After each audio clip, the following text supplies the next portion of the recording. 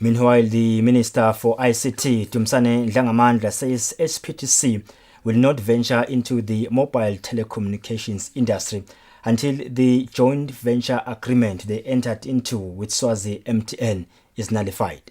The minister was responding to questions posed by journalists during the announcement of the new board members of SPTC.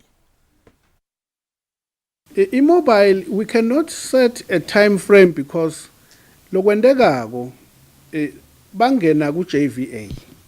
So nabangena ke JVA kungako nje nyalo sisi le board lekhona ayihambe iyo negotiator nema stakeholders latsinzekako.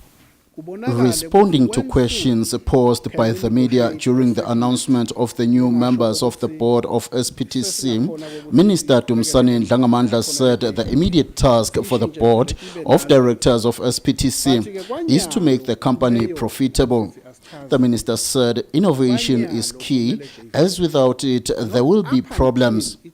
On the issue of SPTC getting into the mobile phones industry, the minister said they cannot set time frames as to when the parastatal will enter that field because of the joint venture agreement they entered into with MTN, and that the board will get into negotiations with the relevant stakeholders with the hope of nullifying the JVA. The minister said on the issue of the gadgets that were purchased by Swazis when SPTC introduced its one product, they are hopeful that a solution will be found before the end of the year.